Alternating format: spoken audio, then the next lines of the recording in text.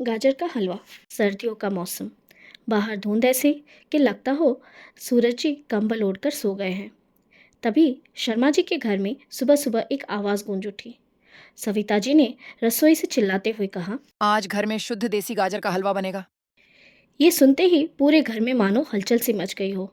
शर्मा जी अखबार छोड़कर बोले। वाह, आज ठंड नहीं, हलवे की गर्मी मिलेगी। सविता जी का छोटा बेटा गप्पू ये सुन भागा भागा किचन पहुंच गया। माँ, मेरे लिए 2 कटोरी पहले से लिख लो। सविता जी ने अपनी बहुरानी कोमल को आदेश दिया। जल्दी जाओ, मंडी से लाल लाल गाजर ले आओ, नारंगी वाली नहीं। कोमल और गप्पू दोनों साथ मंडी के लिए निकल पड़े।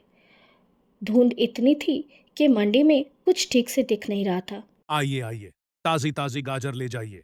भैया सस्ती वाली दे दो। सब्जी वाला हंसकर बोला। भैया ये गाजर हैं, सर्दियों में भाव बढ़ जाता है। गप्पू और कोमल गाजर लेकर घर वापस आ गए। घर पहुंचते ही सविता जी ने गाजर देखा और माथा पकड़ लिया। ये क्या? ये तो नारंगी है। माँ जी, धुंध में नारंगी भी लाल दिख रहा था। तुम दोनों से इतना सा भी काम नहीं हुआ। गप्पू जाओ जल्दी और सही लाल वाले गाजर लेके आओ। अब इस बार गप्पू गाजर के साथ कुछ पत्थर भी ले आया था। घर में लोग 5 और गाजर सिर्फ 3। गप्पू को फिर से भेजा गया बाजार और इस बार आखिरकार घर में गाजर आ ही गया। आज तो हलवा नहीं, मेरा धैर्य पक रहा है। जैसे तैसे गाजर तो आ ही गया घर पे। अब आई बारी गाजर छीलने की और घिसने की। माँ जी, गाजर कम, मेरी उंगली ज्यादा घिस रही है। बेटा, मीठा खाना है तो थोड़ी तो मेहनत करनी पड़ेगी। त्याग के बिना हलवा नहीं बनता बेटा। मिक्सर में डाल देते हैं। और ये बोलते ही उसने तुरंत मिक्सर में गाजर चला दिया।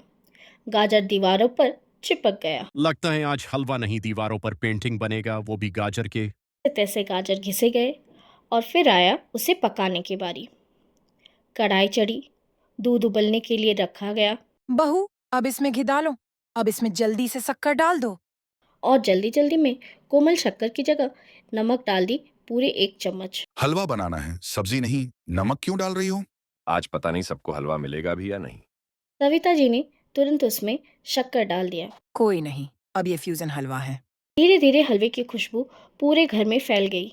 बस अब थोड़ी ही देर में खाना लग जाएगा।